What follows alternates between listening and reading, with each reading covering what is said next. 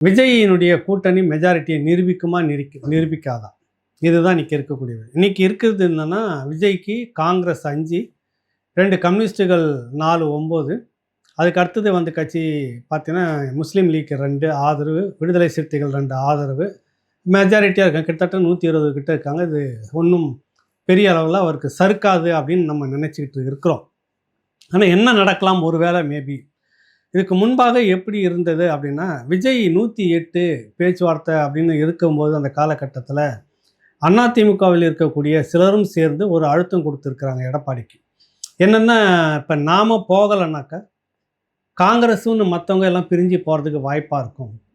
ஏற்கனவே 5 ஆண்டுகள் நம்ம அதிகாரத்தில் இல்லை. இப்போ அதிகாரத்துக்கு சட்டமன்ற உறுப்பினராக வந்திருக்கிறோம். பெரிய அளவில் இந்த கூட்டணியில் மந்திரி சபை அது இதுன்னு வாங்கிட்டா கொஞ்சம் அப்படியே காலத்தை ஓட்டிடலாம். வெளிப்படையாக அவர்கள் பேசியது. நிறைய கடனை உடனே வாங்கிட்டு பணத்தை முதலீடு போட்டுட்டோம், பணத்தை செலவு பண்ணிட்டோம். இங்கே தான் மக்கள் வந்து யோசிக்கணும். இப்போ உங்களுக்கு செலவு பண்ணது, உங்களுக்கு கையில் காசு கொடுத்தது, வேறு ஏதோ உங்களுக்கு பொருளாக கொடுத்ததுலாம் இங்கே எங்கே கவலையாக வந்து நிற்கிது பாருங்கள். செலவு பண்ணதெல்லாம் எப்படியாவது ஈடு கட்டணும், வேறு வழி இல்லை.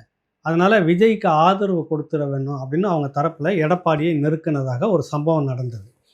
அதுக்கு அவர் என்ன சொன்னாருன்னா, வலியை நாம் போய் எதுக்கு கொடுக்கணும், அவங்க 108 மைனாரிட்டி தேவைன்னப்போ நம்மளை கேட்கட்டும், நம்ம ஆதரவு கொடுப்போம், ஒன்றும் தப்பு இல்லையே, கேட்கட்டும், ஒன்றும் அவசரம் இல்லை அப்படின்னு.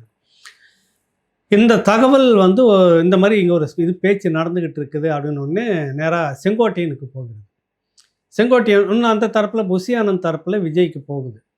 விஜய் என்ன முடிவு பண்ணுறாருன்னா, இல்லை அது நியாயமானது தான் அவங்க எதிர்பார்க்குறது, அதனால் அவங்க இந்த பாஜக தவிர்த்து அப்படின்றதப்ப நம்ம கூட கூட்டணி நம்ம கூட வரதா இருந்தால் தாராளமாக சேர்த்துக்கலாம், நம்ம பேசிடலாம் நாளைக்கு அப்படின்ற மாதிரி ஏற்பாடு நடக்குது. அதற்குள்ளாக தான் இந்த அதிமுக சட்டமன்ற உறுப்பினர்கள்லாம் குறிப்பிட்ட ஒரு இடத்துக்கு கொண்டு போய் வச்சு மொத்தம் 47 பேர் வந்து சட்டமன்ற உறுப்பினர்கள் அத்தனை பேருக்கிட்டையும் கையெழுத்து வாங்கியாச்சு. கட்சியினுடைய பொதுச் செயலாளருடைய முடிவுக்கு அவர் தான் குழு தலைவராகவும் அவர் எடுக்கிற முடிவுக்கு தாங்கள் கட்டுப்படுவதாகவும் எல்லோரும் கடிதம் வந்து கொடுத்துட்டாங்க முறைப்படி. அந்த கடிதத்தை கொண்டு வந்து எடப்பாடி என்ன பண்ணுறாரு, அவரே வந்துட்டு